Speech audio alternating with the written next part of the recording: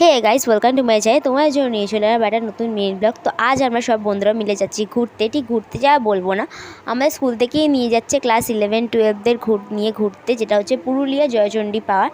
তো আমাদের ছিল 28শে জুলাই রাত 12টা 5-এর ট্রেন। ফার্স্টেই আমরা বাউরিয়া থেকে ট্রেন ধরে হাওড়ায় চলে এলাম। দিয়ে এখানে এসে করা ট্রানজিশন ভিডিও বানালাম, কেননা ওয়েট তো করতেই হবে। রাত 12টা 5-এর ট্রেন, আর তাছাড়া ট্রেনটা একটু লেটও ছিল, ঢুকলো 12:30 নাগাদ, তারপর ছাড়লো রাত 1টার সময়।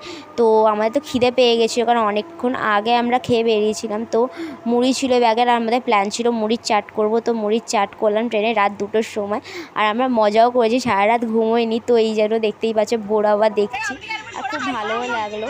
তারপরে ক্লাস 11-12 সবাই মিলে বসে আড্ডা দিচ্ছিলাম, মজা করছিলাম ট্রেনেতে। আর ট্রেনটা সকালে একটু লেট ছিল, 6টা নাগাদ নামার কথা ছিল, নামবার 7টা 7:30 নাগাদ।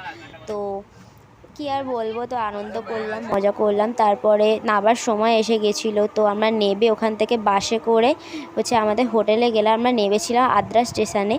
তো তারপর খাওয়া দাওয়া কমপ্লিট করে আমরা ওভারঅল ওখানে ভিউটা এনজয় করছিলাম, যেহেতু আমরা জয়চণ্ডী পাহাড়ের কাছাকাছি ছিলাম হোটেলে।